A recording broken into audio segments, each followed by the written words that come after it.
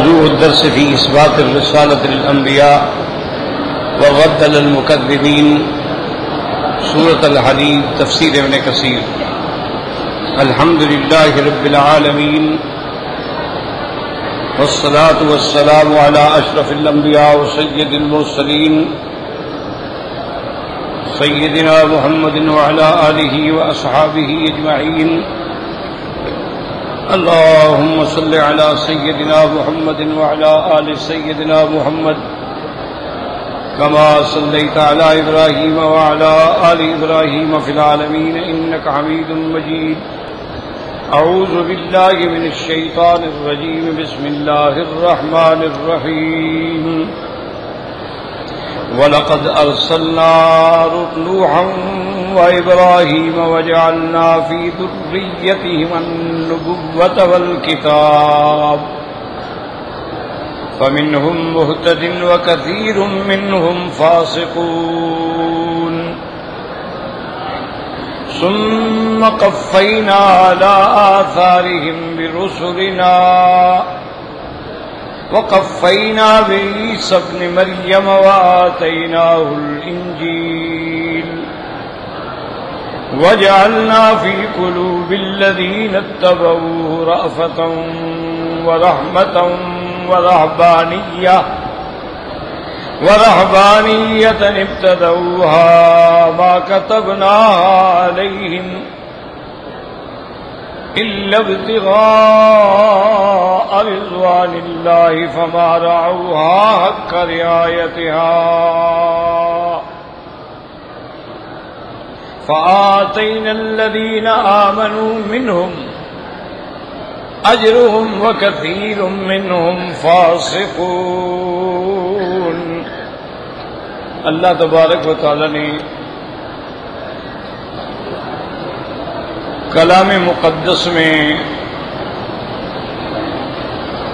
ارشاد فرمایا ہے کہ ہم نے نوح علیہ السلام کو بھیجا، ابراہیم علیہ السلام کو بھیجا،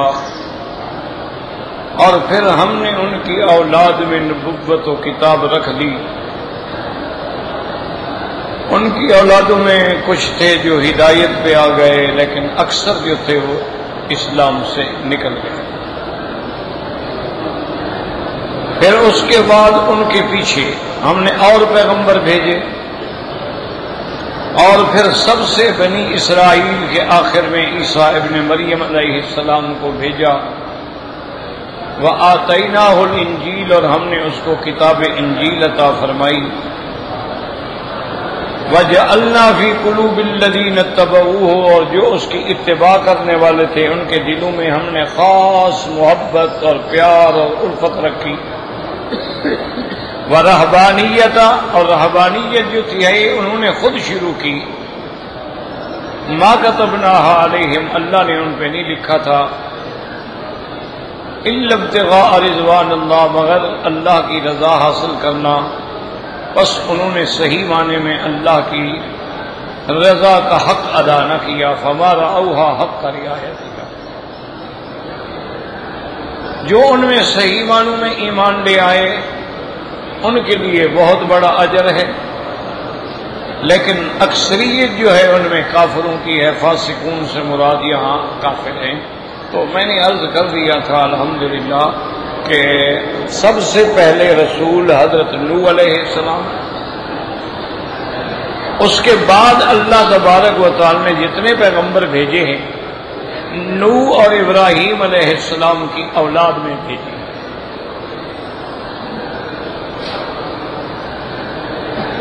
اور اللہ تبارک و تعالی نے پیغمبروں میں تقریباً 25 پیغمبر ہیں جن کے نام اللہ نے قرآن میں لکھے ہیں،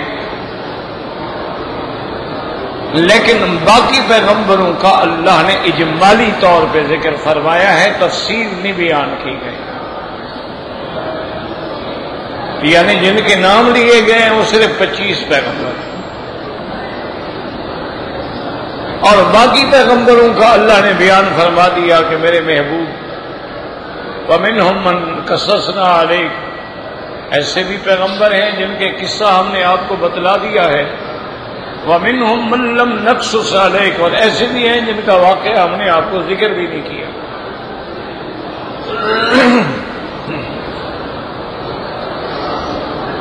تو اب بنو اسرائیل کے سب سے آخری پیغمبر جو ہیں وہ حضرت عیسیٰ ابن مریم، اور سیدنا عیسیٰ ابن مریم جو ہیں یاد رکھیں یہ آیات من آیات اللہ ہیں۔ اللہ نے ان کے وجود کو ایک اپنی قدرت کی نشانی بنایا، کیونکہ اللہ تبارک و تعالی اپنی قدرت کاملہ کا اظہار فرماتے ہیں کہ اللہ تبارک و تعالی نے آدم علیہ السلام کو پیدا کیا مٹی سے، کوئی ماں باپ نہیں تھا۔ پھر اللہ تبارک و تعالی نے بی بی حوا کو پیدا کیا حضرت آدم سے۔ اسی طرح اللہ نے فرشتوں کو پیدا کیا نور سے، اسی طرح اللہ نے جنات کو پیدا کیا آگ سے، اور اللہ تبارک و تعالی نے سیدنا عیسیٰ علیہ السلام کو پیدا کیا والدہ سے، آپ کا والد نہیں تھا۔ یہ بیان ہے کمال قدرت کا کہ اللہ جو چاہیں کر دیں، یفعل ما یشاء ویحکم ما یرید، جیسے چاہیں، جب چاہیں، جو چاہیں ان کے اختیار میں ہے۔ جو بھی ارادہ فرماتے ہیں بس حکم کی دیر ہوتی ہے، حکم دیا اور وہ بات ہو گئی۔ اور اسی میں اس بات کا بھی آپ جو ہے دیکھ لیں، قرآن کا اگر آپ مطالعہ کریں گے تو موسیٰ علیہ السلام اور عیسیٰ علیہ السلام کے احوال جو ہیں نا بڑے مفصل ہیں۔ یعنی موسیٰ علیہ السلام کی ولادت کا ذکر ہے، ان کی والدہ کیسے پریشان تھیں، کیسے پیدا ہوئے، کیسے ان کو اللہ نے حکم دیا صندوق میں ڈالو، کیسے صندوق فرعون کے ساری تفصیل۔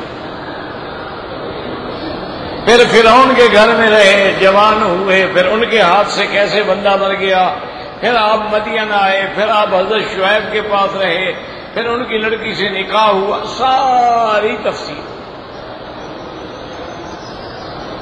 اسی طرح حضرت عیسیٰ علیہ السلام کی ولادت کے بارے میں بھی پوری تفصیل ہے، یعنی آپ کی والدہ کا بھی ذکر ہے، آپ کی نانی کا بھی ذکر ہے کہ اذ قالت امرأۃ عمران کہ عمران کی بیوی نے منت مانی تھی کہ یا اللہ مجھے آپ جو اولاد دیں گے میں آپ کے گھر کا خادم بناؤں گی۔ وہاں سے قصہ شروع ہو رہا ہے۔ اور پھر بی بی مریم پیدا ہوئی، تو بی بی نے کہا یا اللہ ہم جانتے ہیں کہ لڑکی پیدا ہوئی ہے، اب لڑکی تو وہ کام نہیں کر سکتی نا جو لڑکا کرتا ہے، لیکن میں اپنی منت پہ قائم ہوں۔ اب مسئلہ پیدا ہو گیا کہ بھئی بی بی مریم کی کفالت کون کرے، تو پھر اس کے قرآن اندازی کی گئی۔ حضرت زکریہ علیہ السلام کا قرآن نکلا، حضرت زکریہ نبی ہیں، پیغمبر ہیں، بی بی مریم کو لے آئے، اپنے مسجد کے ساتھ حجرے میں رکھا، اور پھر وہیں سے کرامات ظاہر ہونے لگ گئے کہ حضرت زکریہ علیہ السلام آتے ہیں تو دیکھتے ہیں کہ بی بی کے پاس پھل ہیں، فروٹ ہیں، جن کا اس وقت نہ موسم ہے نہ وجود ہے۔ پھر حضرت زکریہ علیہ السلام نے دعا مانگی اور اللہ نے ان کو حضرت یحییٰ علیہ السلام عطا فرمایا۔ تو یعنی حضرت عیسیٰ علیہ السلام کی بھی بڑی مفصل بات ہے۔ بی بی مریم جوان ہو گئی، بی بی مریم بڑی عابدہ، زاہدہ، قانتہ اور صدیقہ عورت تھیں۔ اللہ نے جبریل علیہ السلام کو بھیجا، جبریل آئے، پھونک ماری، حمل ہو گیا، حضرت عیسیٰ علیہ السلام پیدا ہوئے، یعنی ساری تفصیل ہے۔ لیکن حضور محمد مصطفیٰ کی ولادت کا ذکر ہی نہیں ہے۔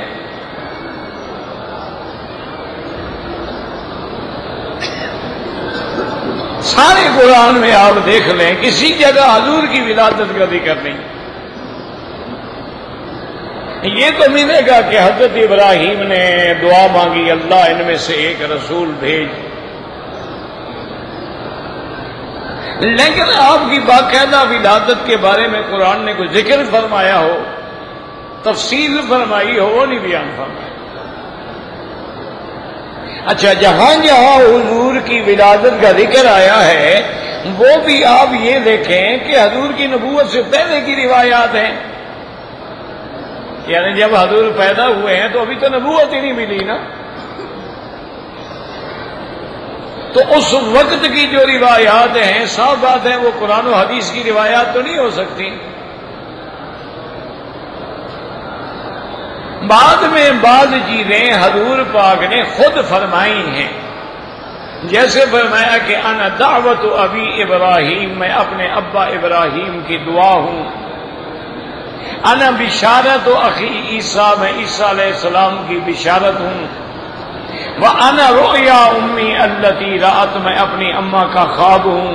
یہ بعد میں حضور نے بیان فرمایا ہے، لیکن اس وقت جو روایات ہیں کہ حضور آمنہ کے گھر میں پیدا ہوئے، آمنہ بنت وہب ہیں، آپ کے ابا ہیں، وہ فوت ہو گئے ولادت سے بھی پہلے، پھر بی بی حلیمہ آئیں، حضور نے ان کے قبیلے میں بی بی حلیمہ کے پاس جا کے دودھ پیا، لیکن یہ اس زمانے کی روایات ہیں، نہ قرآن ہے نہ حدیث ہے۔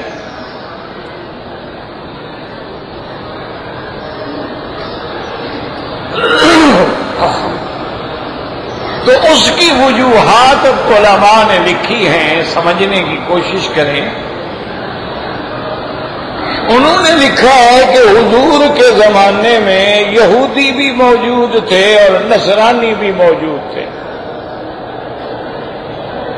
اچھی طرح بات کو دماغ میں رکھیں اور سمجھنے کی کوشش کریں، توجہ کریں گے انشاءاللہ تو سمجھ آ جائے گی۔ یعنی سرکار دو جہاں کو جب نبوت ملی ہے تو آپ کا مقابلہ مشرکین مکہ سے تھا، پھر جب آپ مدینہ پاک تشریف لے گئے تو آگے یہودی تھے، اسی طرح پھر نجران کا جو علاقہ ہے اب بھی ہے، وہاں سارے عیسائی تھے، نصرانی تھے۔ تو چونکہ یہ دو امتیں، امت موسیٰ علیہ السلام اور امت عیسیٰ علیہ السلام، حضور کی زمانہ نبوت میں موجود تھے، اس لیے اللہ نے موسیٰ علیہ السلام اور عیسیٰ علیہ السلام کے احوال وحی کے ذریعے حضور کو بتلائے کہ آپ جب یہ باتیں بیان کریں گے تو آپ کی نبوت اور رسالت پہ صداقت کی دلیل ہوگی کہ بھئی یہود مجبور ہو جائیں گے کہ حضور کہاں سے بتا رہے ہیں، اس کا معنی ہے کہ آپ سچے نبی ہیں۔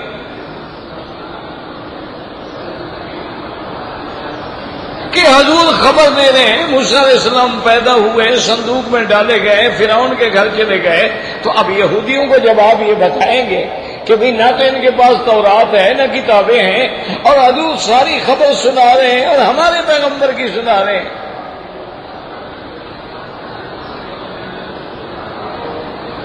تو اس سے بڑی دلیل کیا ہوگی صداقت محمد مصطفیٰ۔ اسی لیے جب عبداللہ ابن سلام جو یہودیوں کے بہت بڑے حبر تھے، عالم تھے ان کے، اور اس دور میں ان کو حافظ تورات کہا جاتا تھا، جب وہ اسلام لے آئے تو ایک دن حضرت عمر رضی اللہ تعالیٰ عنہ بیٹھے تھے اور آپ نے فرمایا کہ عبداللہ ابن سلام ایک بات بتاؤ، اب تو تم مسلمان ہو گئے ہو، ہمارے بھائی ہو، لیکن اسلام لانے سے پہلے جب تم یہودی تھے تو سیدھی بات ہمیں بتاؤ کہ اپنے کتابوں کی روشنی میں، علم کی روشنی میں آپ کو یقین تھا کہ یہی وہ نبی ہے، نبی الخاتم حضرت محمد مصطفیٰ صلی اللہ علیہ وسلم۔ حاجی صاحبان یاد رکھیں کہ عبداللہ ابن سلام نے جو جواب دیا ہے نا، جیسے بزرگ کہتے ہیں کہ اس کو تو سونے کے پانی سے لکھنا چاہیے۔ اس نے حضرت عمر کو دیکھا اور فرمایا کہ امیر المومنین کیا کہہ رہے ہو؟ واللہ مجھے خدا کی قسم ہے، نشک فی اولادنا ولا نشک فی رسول اللہ، میں نے کہا خدا کی قسم ہمیں اپنی اولاد میں شک ہو سکتا ہے، محمد مدنی کی صداقت میں کوئی شک نہیں۔ اولاد میں کیسے شک ہو سکتا ہے؟ ہو سکتا ہے میری بیوی نے خیانت کی ہو، کسی اور کا حمل ہو سکتا ہے کہ حمل خاوند کا ہو لیکن پانی اور بھی لگاتے رہے ہوں، تو بیوی کی تو خیانت ہو سکتی ہے نا۔ لیکن اس نے کہا حضور میں تو شک ہی نہیں تھا کہ تورات گواہی دے رہی ہے، انجیل گواہی دے رہی ہے، اور پھر ساری نشانیاں جتنی کتابوں میں ہیں ساری کی ساری حضور میں موجود ہیں۔ اسی لیے قرآن نے فرمایا ہے یعرفونہ کما یعرفون ابناءہم، یہ میرے مدنی کو ایسے پہچانتے ہیں جیسے اپنی اولادوں کو پہچانتے ہیں، لیکن بغض ہے، کلمہ نہیں پڑھتے۔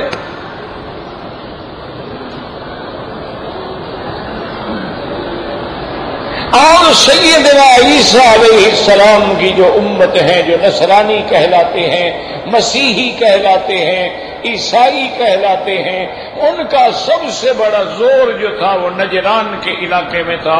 جب اسلام کو اللہ نے عزت دی تو وہاں سے عبد المسیح کی قیادت میں 60 آدمیوں کا ایک بہت بڑا گرینڈ وفد آیا حضور پاک کی خدمت میں، جن میں علماء بھی تھے، تاجر بھی تھے، بڑے بڑے سردار بھی تھے، سارے اکٹھے ہو کے حضور کی خدمت میں آئے، آ کے سلام کیا کہ یا رسول اللہ صلی اللہ علیہ وسلم، ہم نجران سے آئے ہیں، یہ ہمارا سردار ہے، یہ ہمارے علماء ہیں، ہم آپ سے باتیں کرنا چاہتے ہیں تاکہ آپ کا ہمارا معاملہ جو ہے وہ ڈائیلاگ سے ٹھیک ہو جائے، کیونکہ ہم لڑائی نہیں چاہتے۔ حضور پاک نے فرمایا خوشی کی بات ہے، یہی تو میں چاہتا ہوں کہ کوئی آئے میرے ساتھ بات کرے، میری بات سنے۔ تو انہوں نے کہا کہ حضور ہمیں ٹھہرا دیں، ہم رہیں گے، ذرا تھکے ہوئے لوگ ہیں۔ تو بہرحال حضور نے مسجد میں ٹھہرا دیا۔ اس کے بعد جناب انہوں نے دوسرے دن حضور سے بات کرنا شروع کی۔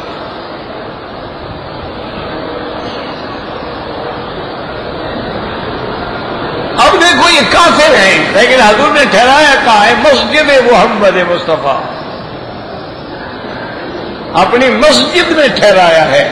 اور آج مسلمان کی ایک دوسری پارٹی ہو نا، مسجد میں نہیں آنے دیتے، یہ ہماری مسجد ہے، یہ تمہاری مسجد ہے، یہ بریلویوں کی ہے، یہ دیوبندیوں کی ہے، یہ تبلیغی آ گئے، بستر بند، ان کو نکالو اور مسجد کو دھلو، صاف کرو۔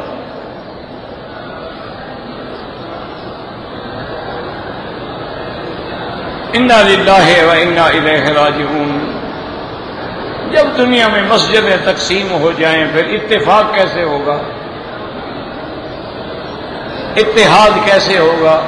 اب تو پگڑیاں بھی تقسیم ہو گئیں، ٹوپیاں بھی تقسیم ہو گئیں، واسکٹیں بھی تقسیم ہو گئیں، اب تو ہر پیر کا، ہر جماعت کا اپنا رنگ ہے۔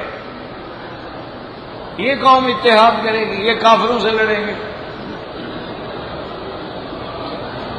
یہ اپنے آپ کو ایک دوسرے کو مارتے رہیں گے، مر جائیں گے، مٹ جائیں گے، کچھ بھی نہیں ہوگا۔ اب حضور پاک کی مسجد ہے، مسجد نبوی ہے، مدینہ پاک ہے، میرا مدنی پاک ہے، صحابہ پاک ہیں، وہ مٹی پاک ہے۔ حضور نے فرمایا مسجد میں ٹھہراؤ۔ صحابہ نے کہا بھی کہ یا رسول اللہ نہ ہم کفار، یہ تو کفار ہیں۔ آپ نے فرمایا مسجد میں ہوں گے، ہماری نماز دیکھیں گے، قرآن سنیں گے، پتہ ہے اللہ ان کے دل میں بھی ڈال دے۔ اگر ہم ان کو نفرت سے بھگا دیں گے تو یہ ہمارے قریب کیا آئیں گے؟ بھئی ان کو آنے دو، اگر تم حق پہ ہو اپنی بات کرو۔ دوسرے دن وہ آئے تو حضور سے کہا کہ یا رسول اللہ صلی اللہ علیہ وسلم، ہم آپ سے بات کرنا چاہتے ہیں، آپ عیسیٰ علیہ السلام کو مانتے ہیں؟ آپ نے فرمایا بالکل مانتے ہیں، عیسیٰ رسول اللہ ہے، عیسیٰ نبی اللہ ہے، عیسیٰ کلمۃ اللہ ہے، عیسیٰ روح اللہ ہے، آخر انبیاء بنی اسرائیل ہے اور آسمانوں پہ زندہ ہے، ہم مانتے ہیں۔ انہوں نے کہا حضور پھر تو انشاءاللہ آپ کا ہمارا معاملہ صلح ہو جائے گی۔ کیوں؟ اگر آپ نہ مانتے تو جھگڑا یہی شروع ہو جاتا نا۔ انہوں نے کہا حضور اچھا آپ یہ بتائیں کہ بی بی مریم کو بھی آپ مانتے ہیں؟ آپ نے فرمایا بالکل مانتے ہیں، بی بی مریم جو ہے وہ عابدہ ہیں، وہ زاہدہ ہیں، وہ قانتہ ہیں، وہ صدیقہ ہیں، وہ ام عیسیٰ ہیں، بالکل مانتے ہیں، وہ پاک ہیں، معصوم ہیں۔ انہوں نے کہا حضور پھر تو آپ کا ہمارا جھگڑا بالکل ہے ہی نہیں، معمولی سی بات رہ گئی۔ تو حضور نے فرمایا ٹھیک ہے اب تو مطلب کی بات پہ آؤ نا، اتنی لمبی چوڑی تمہید باندھنے کی کیا ضرورت ہے؟ انہوں نے کہا حضور دو لفظی بات ہے، عیسیٰ علیہ السلام کو اللہ نے آپ کہتے ہیں بغیر باپ کے پیدا کیا، کہتے ہیں؟ ہم نے فرمایا بالکل کہتے ہیں۔ انہوں نے کہا کہ جی ہمیں دنیا میں کوئی اور بچہ دکھا دو جو بغیر باپ کے پیدا ہوا ہو، کوئی ایک مثال تو دکھا دو نا، کہ پوری کائنات میں جب سے اللہ نے دنیا بنائی ہے ایک بچہ ماں سوا عیسیٰ علیہ السلام کے بغیر باپ کے پیدا ہوا ہو، یا ہمیں ایک بچہ دکھا دو یا پھر ہماری بات مان لو کہ خدا کا بیٹا ہے۔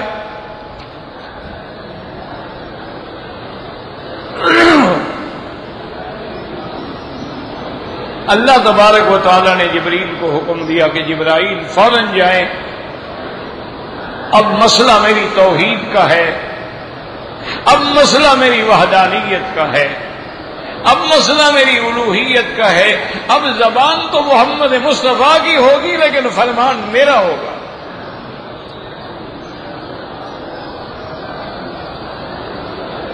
جیسے کسی نے کہا نا کہ میں ان کے مطلب کی کہہ رہا ہوں، زبان میری ہے، بات ان کی۔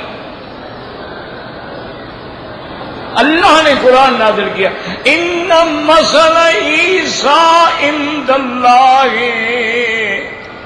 کمثل آدم خلقہ من تراب ثم قال له كن فيكون۔ اللہ نے فرمایا میرا مدنی آپ ان سے کہو عیسیٰ علیہ السلام کی مثال ایسے ہے جیسے آدم، عیسیٰ کی ماں تو ہے باپ نہیں ہے، آدم کا تو نہ ماں ہے نہ باپ ہے، اگر باپ کے بغیر یہ خدا کا بیٹا بن جاتا ہے تو جس کی ماں بھی نہ ہو باپ بھی نہ ہو تو خدا بن جائے گا۔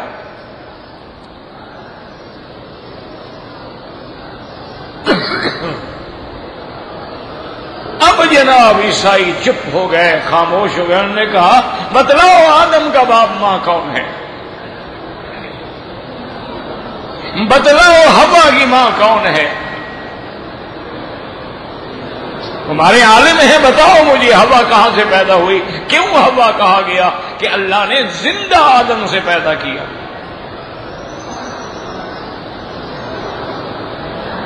اب انہوں نے کہا کہ حضور جواب آپ کا بالکل بڑا مدلل ہے، ہمیں کچھ تھوڑا سا سوچنے کا موقع دیں۔ آپ نے فرمایا بالکل سوچو۔ اس کے بعد اللہ نے حکم دیا کہ میرے مدنی اب یہ آ گئے ہیں کافر، ان کو بھاگنے نہ دو، اب باطل پکڑا ہوا ہے، اب حق کی ضرب مارو اس کے دماغ میں۔ بل نضربہ بالحق علی الباطل، اللہ فرماتے ہیں پھر حق کی ہم چوٹ مارتے ہیں باطل پہ، فیدمغہ، اور باطل کا دماغ پاش پاش ہو کے رہ جاتا ہے۔ آج بھی توحید کی جب ضرب پڑتی ہے اہل بدعت میں ان کا بھی دماغ ختم ہو جاتا ہے۔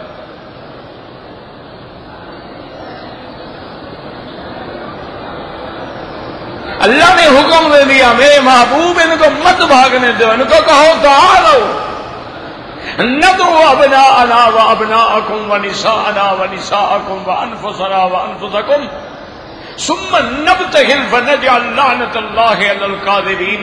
تم بھی اپنی اولادوں کو بلاؤ، میں بھی اپنی اولادوں کو لاتا ہوں، تم بھی اپنا خاندان لے آؤ، میں بھی اپنا خاندان لے آتا ہوں۔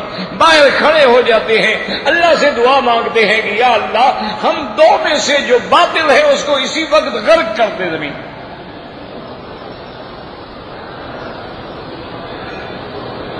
نبتہل، مباہلہ کرتے ہیں، اللہ سے عاجزی کرتے ہیں اور جھوٹے پہ لعنت بھیجتے ہیں۔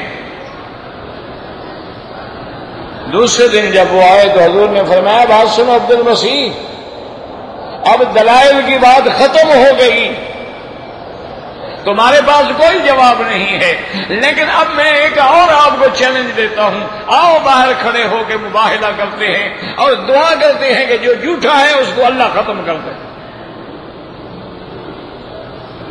انہوں نے کہا حضور پھر یہ بھی تو بہت بڑا مسئلہ ہے نا، اس کے لیے ہمیں ایک رات تو اور سوچنے دیں۔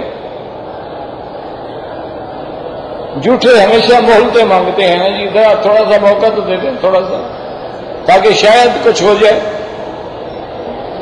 جب رات کو اکٹھے ہوئے تو انہوں نے اپنے علماء سے پوچھا کیا رائے ہے؟ انہوں نے کہا واللہ خدا کی قسم لا نباہل، ہم مباہلہ نہیں کریں گے، انہ نبی صادق، وہ سچا پیغمبر ہے، اگر ہم نے مقابلہ کیا ہماری نسل ختم ہو جائے۔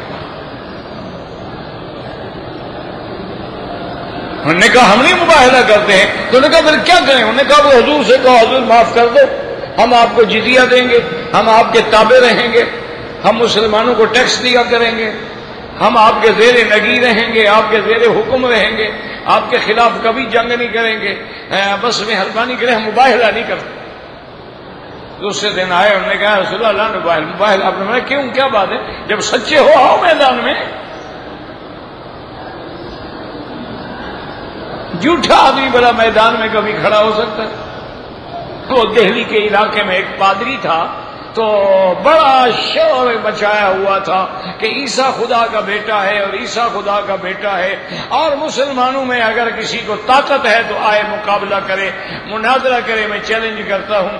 تو بہرحال پرانی بات ہے، لمبی بات ہے، حضرت نانوتوی قاسم رحمۃ اللہ علیہ نے مناظرہ قبول فرمایا کہ بالکل چیلنج قبول ہے، مناظرے کے لیے تیار ہیں۔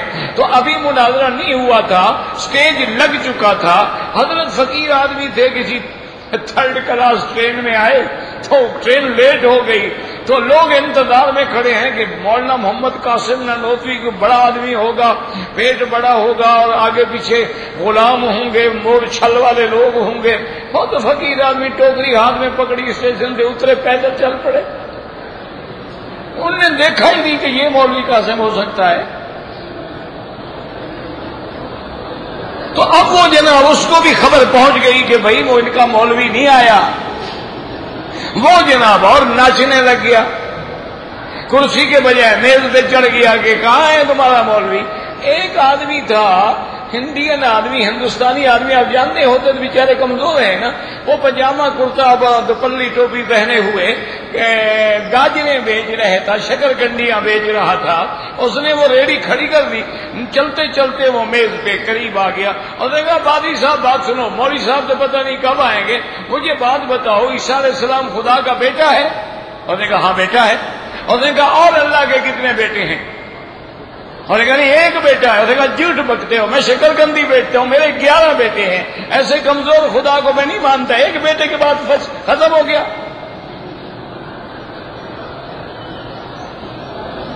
اور اس نے کہا پادری صاحب اچھا خدا ہے، دیکھو میں ایک کمزور سا بندہ ہوں، شکرکندیاں بیچتا ہوں، 11 میرے بیٹے ہیں، اچھا خدا ہے، ایک بیٹے کے بعد خلاص ہو گیا۔ پادری صاحب بھاگے، مناظرہ ہی ختم ہو گیا کہ صحیح ختم ہو گیا۔ جھوٹ تو جھوٹ ہے نا، حق جب آتا ہے تو جھوٹ کیسے ٹھہر سکتا ہے؟ انہوں نے کہا جی ہم مباہلہ نہیں کرتے۔ تو یاد رکھیں کہ عیسیٰ ابن مریم جو ہے، بات یہ ہو رہی تھی کہ ان کا تفصیلی ذکر کیوں آیا کہ اصل وہ 2 قومیں موجود تھیں جن کو اللہ کے نبی نے چیلنج کرنا تھا، اس لیے۔ اور حضور کی ولادت کے بارے میں تو آگے مشرکین مکہ تھے، ان کو تو حضور کی ولادت کا انکار ہی نہیں ہے، نہ شان کا انکار ہے، نہ صداقت کا انکار ہے۔ آپ صادق تھے، آپ امین تھے، آپ کو محبوب رکھتے تھے اور آپ پر جان چھڑکتے تھے سارے مکے والے۔ یہ تو جب آپ نے توحید لا الہ الا اللہ کی ضرب لگائی تو مخالف ہو گئے نا۔ آج بھی جو مولوی آپ کا ماشاءاللہ یعنی مرنجان مرنج ہو، یوم حسین پہ شہادت بیان کرے، یوم صدیق پہ صداقت بیان کرے، بریلویوں کے ساتھ ماشاءاللہ عرس پہ بھی تقریریں کرے، اور ماشاءاللہ بڑے بڑے بینکوں کے فیتے کاٹ کے افتتاح بھی کرتا پھرے، کہتے یہ عالم ماشاءاللہ جی، او جی اس سے کسی آدمی سب راضی ہیں جی اس بزرگ پہ، اور سب راضی تو نبی پر نہیں ہوئے، تمہارے بزرگ پہ کیسے راضی ہو گئے؟ معلوم ہوا کہ منافق ہے، حق نہیں کہتا۔ حق کہے گا تو مخالفت ہوگی نا، حق نہ کہو پھر کون مخالف ہے؟ اگر یہی ہو کہ بھائی چلو ایسا کرو، تم جمعراتیں منا لیا کرو، ہم چہلم منا لیا کریں گے، تم 10 دن محرم کے تابوت اٹھا لو، ہم 12 ربیع الاول کو اٹھا لیں گے روضہ شریف، تو کیا جھگڑا ہے بھائی؟ پھر تو گزارا ہو سکتا ہے نا، پھر تو معاملہ ٹھیک ہے۔ معاملہ تب ہوگا جب چوٹ پڑے گی کہ یہ بدعت ہے، یہ شرک ہے۔ قولوا لا الہ الا اللہ تفلحوا، آؤ اللہ کی توحید کا اقرار کرو۔ پھر کافر چیختے ہیں اچھا اجعل الآلہۃ الہا واحدا، ہم سارے خدا چھوڑ دیں، ایک خدا کو مانیں۔ جھگڑا تب ہوتا ہے، تو اس لیے اللہ نے عیسیٰ علیہ السلام، موسیٰ علیہ السلام کی، اچھا بعض علماء یہ کہتے ہیں کہ موسیٰ علیہ السلام بھی حضور کی خوشخبری دینے والا اور عیسیٰ علیہ السلام بھی خوشخبری دینے والا، تو جب حضور کے بارے میں پیغام دینے والوں کا اللہ نے شان بیان کر دیا ہے، تو جس کے نام پیغام دیا جا رہا ہے اس کی شان کیا ہوگی؟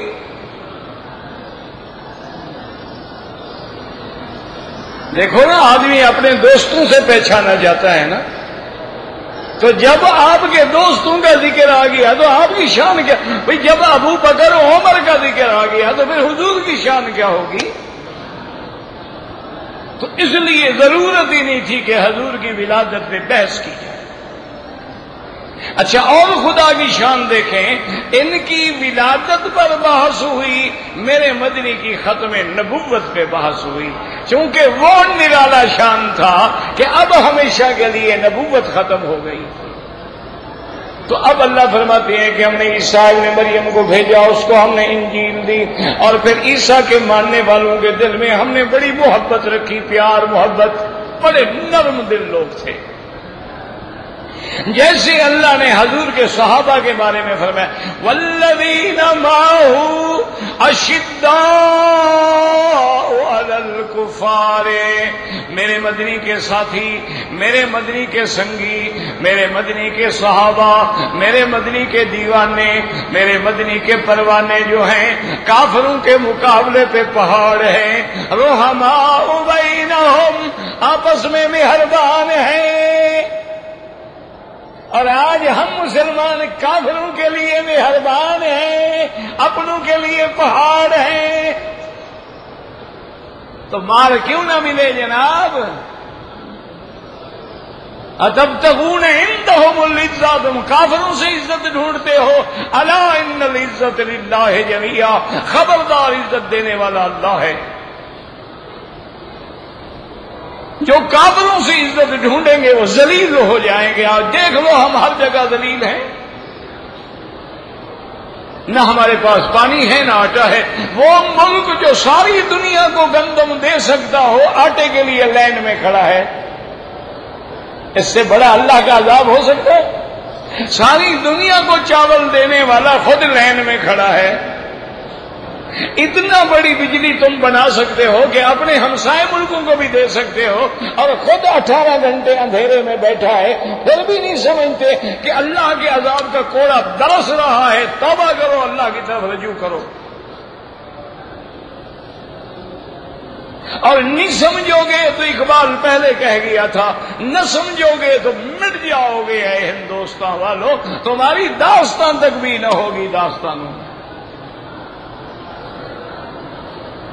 تو اس لیے جناب والا سمجھیں، اب یہ ہوا کہ عیسیٰ علیہ السلام کے ماننے والے جو ہے نا، یاد رکھو وہ 3 جماعتیں بن گئے۔ ایک جماعت تو صحیح معنی میں عیسیٰ علیہ السلام کے ماننے والی، وہ تو ڈٹ گئے نا جی، انہوں نے تو مقابلہ کیا، شہید ہوئے۔ ایک جماعت تھی وہ زبان سے تو کہتے تھے لیکن لڑتے نہیں تھے۔ اور ایک جماعت وہ تھی جو بیچارے نہ لڑ سکتے تھے نہ زبان سے کہہ سکتے تھے، انہوں نے اپنے آپ کو جنگلوں میں اور پہاڑوں میں اور غاروں میں چلے گئے اور وہاں رہبانیت اختیار کر لی۔ رہبانیت کا معنی یہ ہوتا ہے کہ آدمی شادی بھی چھوڑ دے، اچھا کھانا بھی چھوڑ دے، اچھا پہننا بھی چھوڑ دے، بالکل الگ تھلگ ملنگ بن کے کسی غار میں بیٹھ جائے، اس کو کہتے ہیں رہبانیت۔ لیکن اسلام میں یاد رکھو کوئی رہبانیت نہیں ہے۔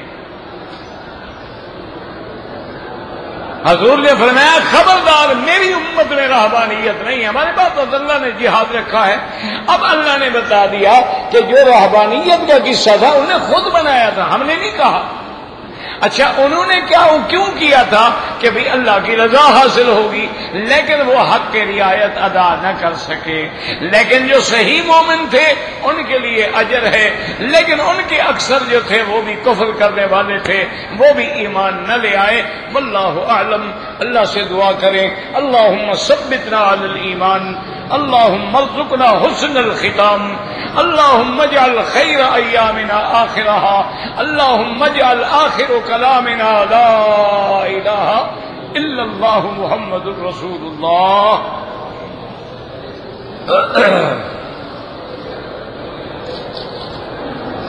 کہتے ہیں جی مجھ سے کسی نے کہا تھا کہ مکہ مدینے کی مٹی لے آنا ہے، کوئی حکم نہیں، اگر مٹی لے جانا سنت ہوتی تو حضور کے صحابہ لے جاتے۔ گو ہمارا عقیدہ ہے کہ مدینے کی مٹی شفا ہے، لیکن لے جانے کا حکم نہیں۔ ثابت کیا ہے؟ زمزم اور کھجور مدینہ۔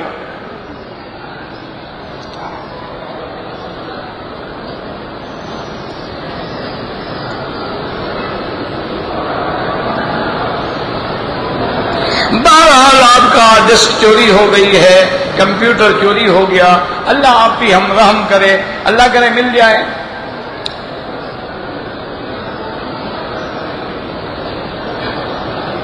کہتے ہیں جی بعض مسلمان بھائی جو ہیں مسلمان کے چہرے کی طرف نیت کر کے گالی گلوچ کرتے ہیں، اللہ ہدایت دے۔ اور یہ کیا مسئلہ ہے؟ گالی گلوچ حرام ہے، منافق کی علامت ہے۔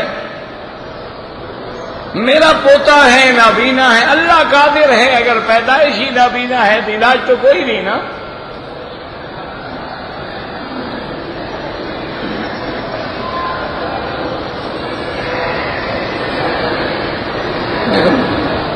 کوئی خط ہے اللہ عالم۔ ایک آدمی نے غصے میں اپنی بیوی کو طلاق دے دی، غصہ ٹھنڈے ہونے پر افسوس ہوا، رجوع کرنا چاہا۔ اگر ایک طلاق دی ہے رجوع کر سکتا ہے، دو دی ہیں رجوع ہو سکتا ہے، اگر 3 طلاقیں دی ہیں تو رجوع نہیں ہو سکتا جب تک کہ وہ اور شادی نہ کرے۔ باقی یہ جو ہے نا غصے میں طلاق دی، تو کوئی آدمی محبت میں بھی طلاق دیتا ہے، جب بھی طلاق دے گا غصے میں دے گا۔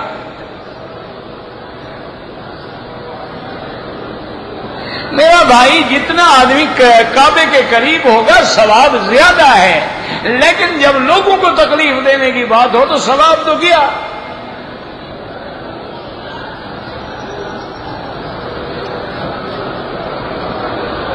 حضرت آدم علیہ السلام کی کتنی عمر تھی؟ مجھے تو ملے نہیں، جب انشاءاللہ قیامت میں ملیں گے پوچھ لیں گے۔ مرغی جو ہوٹل میں بیچتے ہیں وہ حلال ہے، باہر سے آتی ہے تو اعتبار کوئی نہیں، اگر مکہ کی اس ملک کی ہے تو حلال ہے، پوچھ لیا کریں۔ کہتے ہیں جی قیامت سے پہلے مردے میں روح قیامت میں لوٹائی جاتی ہے، لیکن روح اپنی جگہ ہوتی ہے اور تعلق مردے سے قائم ہوتا ہے۔ جیسے لیکن اب آپ کے موبائل میں ایک چھوٹی سی چپ ہے اور کوئی تار بھی نہیں، تعلق جڑا ہوا ہے کہ نہیں جڑا ہوا؟ تو یہ بندہ جوڑ سکتا ہے، خدا نہیں جوڑ سکتا۔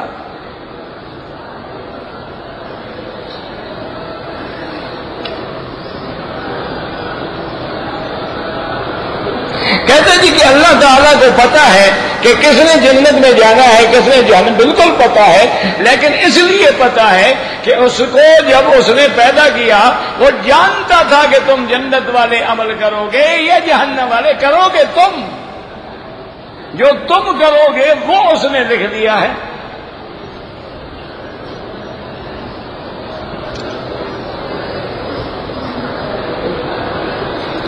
بھئی اگر کوئی آدمی رقم پھر گیا فلاں ہو گیا، اللہ ہدایت دے، پھر کو مسئلہ کیا ہے؟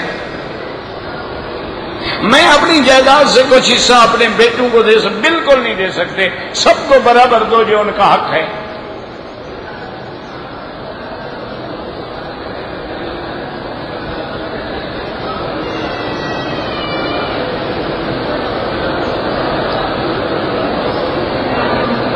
بہرحال جو آپ نے کاروبار چھوڑ دیا تھا، جو آپ کی جائیداد ہے اس میں اولاد وارث ہے۔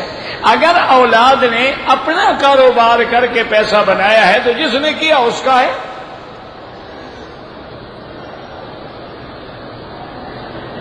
بھئی نماز تو آپ 200 میٹر بھی دور کھڑے ہوں، اگلی صفیں نظر آ رہی ہوں، نماز ہو جاتی ہے، لیکن صفوں کا اتصال جو ہے وہ سنت ہے۔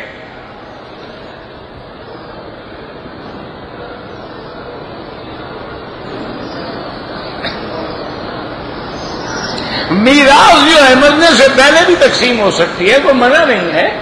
آپ زندگی میں باقاعدہ علماء سے فتویٰ لے کر وصیت نامہ لکھ کے رکھ لیں، لیکن اولاد کو دے نہیں، زندگی میں دے دی تو انشاءاللہ تم سڑک پر بیٹھے ہوگے، دینا مرنے کے بعد، دے کے تجربہ کر لو۔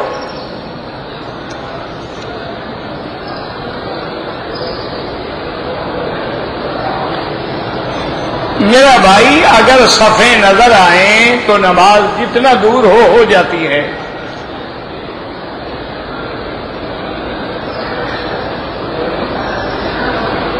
بہرحال آپ کے گھر کے قریب جو مسجدیں ہیں ان میں امام اہل بدعت ہیں، وہاں جماعت نماز نہ پڑھیں، دوسری جگہ جائیں، چاہے دور جانا پڑے، یا پھر اپنی جماعت کریں، ان کے پیچھے تو نماز ہوتی نہیں۔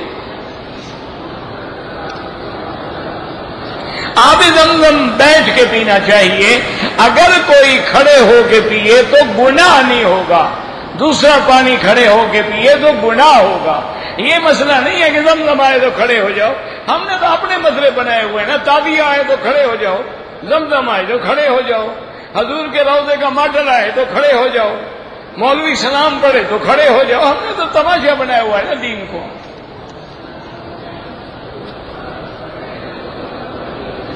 میرے والد والدہ فوت ہو، بالکل ان کے لیے عمرہ کریں، حج کریں، مچھلی کو ذبح کرنا ہوگا؟ نہیں جناب، نہیں کرنا ہوگا، تم پہلے مرغیاں تو ذبح کروا لو، مچھلی تو اللہ کی طرف سے ہمارے لیے حلال ہے۔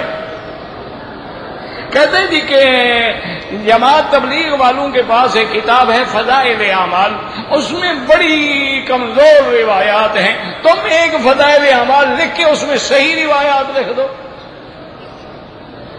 تم صرف اعتراض کرنے کے لیے پیدا ہوئے ہو، کام کرو نا۔ اور پھر ایک مسئلہ ہے، اس میں جتنی باتیں لکھی ہوئی کیا مصیبت بنا دیتے ہو، یا اس کی وائرنگ خراب ہے، اس کا کیا قصور ہے؟ میری بات سمجھے، یاد رکھو کہ ان میں جو بھی روایات ہیں کتاب کو اچھی طرح پڑھو، حوالہ ہے کہ یہ کہاں کس کتاب سے ہے، یہ کس کتاب سے ہے، یہ کس کتاب سے ہے، تو جس کتاب کا حوالہ ہے اس کتاب والے کو گالی دو، ان کا کیا قصور ہے؟ اور اگر پھر ضعیف حدیثیں نکالنی ہیں، ترمذی سے بھی نکالو، نسائی سے بھی نکالو، ابن ماجہ سے بھی نکالو، پھر دیکھتے ہیں کتنی حدیثیں بچتی ہیں۔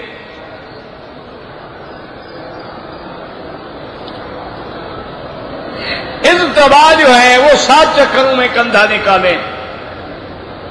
اگر آدمی جنازے کی دوسری تیسری تکبیر میں شامل ہو تو جب امام سلام پھیر لے، جتنی تکبیریں تمہاری رہ گئی ہیں جلدی جلدی اللہ اکبر السلام علیکم، جلدی تاکہ یہ نہ ہو کہ جنازہ چلا جائے اور تم کھڑے رہو تکبیریں کہتے رہو۔ جیسے ہمارے حضرات ہیں نا، نیت کرتے ہیں امام فاتحہ پڑھ لے گا، یہ کھڑا ہوگا، 4 رکعت نماز عشاء برائے خدا بوقت 8:30 بجے بروز بدھ بمقام مکہ، پیچھے اس امام کے اللہ اکبر اللہ اکبر۔ یہ پتہ نہیں کون سی نماز ہے یار، خدا کا خوف کرو بھائی، اب عشاء کے لیے بیٹھے ہیں، نیت ہے تو بیٹھے ہیں، بس اللہ اکبر، ختم ہو گئی بات۔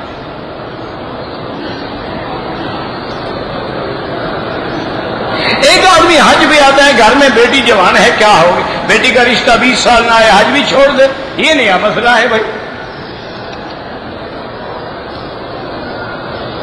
دوران طواف اذان آ جائے جواب دیتے رہو، طواف بھی کرتے رہو، کیا مشکل ہے۔ عورت جو سونا پہنتی ہے حنفی حضرات کے نزدیک زیور پہ زکوٰۃ ہے، امام احمد بن حنبل فرماتے ہیں جو زیور پہنتی ہے اس پہ زکوٰۃ نہیں ہے، اگر تجارت کے لیے رکھا ہے تو زکوٰۃ ہے۔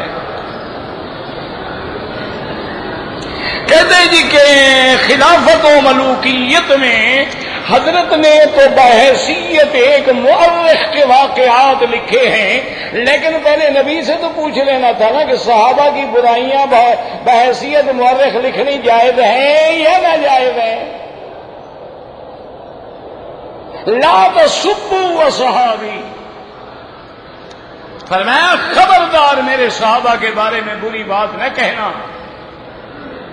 اسی طرح حضور نے فرمایا اذا سمعتم، اگر تم سنو کہ کوئی آدمی میرے صحابہ کی شان گھٹا رہا ہے، تاریخ بیان کر رہا ہے، فقولوا لعنت اللہ علی شرکم، کہو اللہ کی لعنت ہو تم پر۔ ان کی ساری غلطیوں کے بعد جب خدا راضی ہو گیا، تم کون ہو غلطیاں نکالنے والے؟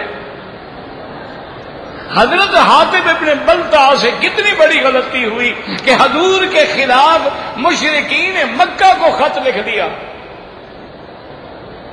جب حضرت عمر کو پتہ لگا، آپ نے فرمایا فاذن لی یا رسول اللہ، مجھے اجازت دے اضرب عنق ھذا المنافق، اس منافق کی میں گردن اڑا دوں جو محمد مدنی کا راز آؤٹ کرتا ہے۔ آپ نے فرمایا عمر کیا کہہ رہے ہو، خبردار، انہو بدری، یہ میرا بدری صحابی ہے، اللہ اس کے گناہ معاف کر چکا ہے۔ خدا کا خوف کرو، کیوں چھیڑتے ہو ہمیں پھر؟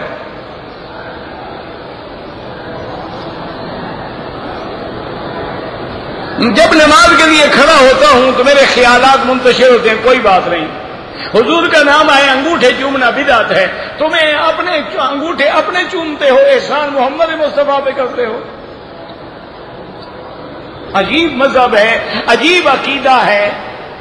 اچھا مجھے ایسا کریں، حضور کا نام لینا محمد الرسول اللہ کہہ لو، پڑھ لو سارے۔ اب ایسا کرو کہ آپ کے ہونٹ نہ ملے اور حضور کا نام لو۔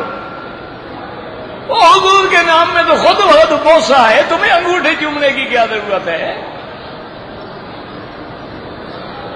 وہ تو بوسے کے بغیر کوئی بندہ میرے مدنی کا نام لے ہی نہیں سکتا۔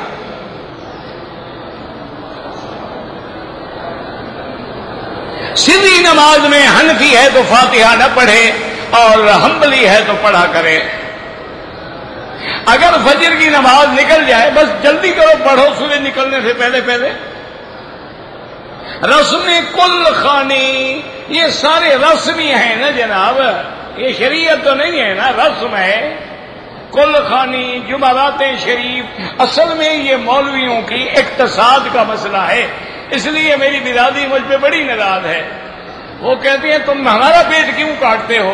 اس کی وجہ یہ، وہ کہتے ہیں یہ لوگ ہمیں چندہ تو دیتے نہیں ہیں، تو انشاءاللہ ایک بندہ مر گیا، 7 تیسرے دن کل شریف، 7 جمعرات شریف، پھر 40واں شریف، اتنے میں محلے میں اور بھی تو مر جاتا ہے نا، تو ہمارا کھانا چلتا رہتا ہے تو مخامخ۔ لیکن یاد رکھو بالکل کھانا حرام ہے، بالکل ناجائز ہے، کوئی ناراض ہو یا راضی ہو۔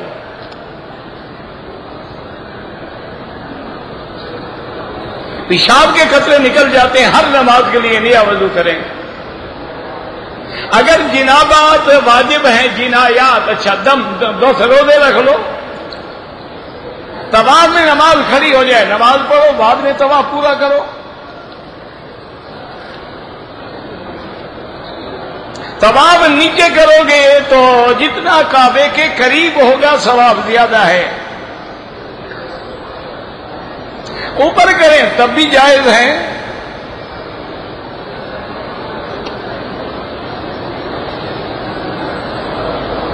بی بی عائشہ کی مسجد سے جب نام ہی عائشہ ساتھ ہے تو اس سے بڑی دلیل کیا ہوگی کہ حضور نے خود بی بی عائشہ سے کہا کہ وہاں سے جا کے عمرہ کرو، اس سے اور بھی کوئی دلیل چاہیے؟ ہاں تمہیں بی بی عائشہ کے نام سے وہ غصہ ہے تو الگ بات ہے، اللہ ہدایت دے۔ یا پھر حضور فرما دیتے کہ عائشہ یہ حکم تیرے لیے ہے اور کسی کے لیے نہیں ہے، تو بات ختم ہو جاتی۔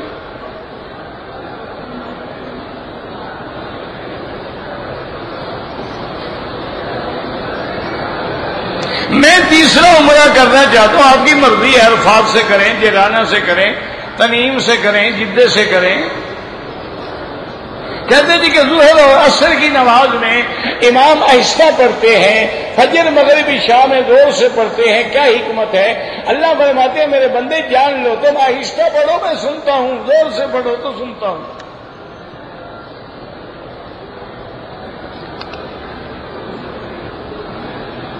قبر کو اندر یا باہر سے پکا کرنا حرام ہے، مجبوری ہو کہ زمین کچی ہے ٹوٹ جائے گی تو الگ بات ہے۔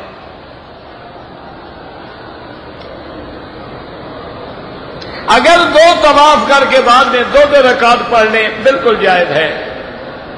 کہتے تھے کہ ہمارے ملک میں جہاد پہ باو، جہاد تو قیامت تک ہے، جہاد نہیں رہے گا تو مسلمانوں کی عزت بھی نہیں رہے گی۔ دوران طواف تلاوت کریں جائز ہے، لیکن افضل یہ ہے جو میرے آقا نے کیا ہے، سبحان اللہ والحمد للہ لا الہ الا اللہ اللہ اکبر وللہ الحمد لا حول ولا قوت الا باللہ العلی العظیم، اور رکن یمانی پہ بسم اللہ اللہ اکبر اللہم انی اسألک العفو والعافیہ ربنا آتنا فی الدنیا حسنۃ وفی الآخرۃ حسنۃ وقنا عذاب النار۔ ورنہ اگر حضور چاہتے تو ہر چکر میں ختم کر دیتے قرآن، لیکن آپ نے امت پہ رحم کیا کہ وہ چیز پڑھو جو ہر جاہل بھی پڑھ سکے، کہ سبحان اللہ تو سب کو آتا ہے نا، کچھ بھی نہ آئے سبحان اللہ سبحان اللہ سبحان۔ اور ایک مسئلہ بھی سمجھ لو، طواف چکروں کا نام ہے، پڑھنے کا نام نہیں۔ ایک آدمی اگر 7 چکر لگائے ایک لفظ بھی نہ پڑھے، اللہ میں تو جاہل ہوں کچھ نہیں جانتا، اللہ فرماتے پھر نہ تیرا کام قبول کرنا میرا کام۔ ربنا تقبل منا انك انت السميع العليم وتب علينا انك انت التواب الرحيم اللهم اجعل لنا وللمسلمين من كل هم فرجا ومن كل ضيق مخرجا ومن كل بلاء عافية اللهم فرج هم المهمومين، نفس كرب المكروبين، واقض الدين عن المدينين، واشفنا واشف مرضانا ومرضى المسلمين، واشفنا واشف مرضانا ومرضى المسلمين۔ یا اللہ عالم اسلام کی حفاظت فرما، یا اللہ اس بلد الامین کو قیامت تک محفوظ فرما، یا اللہ پاکستان پہ رحم فرما، یا اللہ مسلمان جس ملک میں ہیں ان کی جان مال آبرو عزت کی حفاظت فرما، یا اللہ بیماروں کو شفا عطا فرما، بے حیاؤں کو حیا عطا فرما، بے اولادوں کو اولاد عطا فرما، جن کے گھروں میں بچیاں ہیں ان کے رشتے آسان فرما، یا اللہ ہمیں تو مانگنا بھی نہیں آتا بغیر مانگے عطا فرما، یا الہ العالمین یا ارحم الراحمین۔ ہم اپنے گناہوں کا اقرار کرتے ہیں، یا اللہ ہمیں معافی عطا فرما، یا اللہ ہمیں معافی عطا فرما، یا اللہ رحمت کی نظر فرما، یا اللہ ہم پہ کرم فرما دے۔ اللہم ارحمنا بترک المعاصی ابدا ما ابقیتنا وارحمنا نتکلف ما لا یعنینا وارزقنا حسن النظر فیما یرضیک عنا۔ اللہم انا نسألک العفو والعافیہ والمعافاة الدائمة في الدین والدنیا والآخرہ۔ اللہم لا تجعلنا مزرة للمازغین، اللہم لا تجعلنا عقلة للآکلین، اللہم لا تجعلنا فتنة للقوم الظالمین، اللہم لا تجعلنا من القانتین ولا تردنا عن بابك خائبین۔ ربنا آتنا في الدنيا حسنة وفي الآخرة حسنة وقنا عذاب النار۔ صلی اللہ تعالی علی خیر خلقہ سیدنا محمد وعلى آلہ وصحبہ اجمعین۔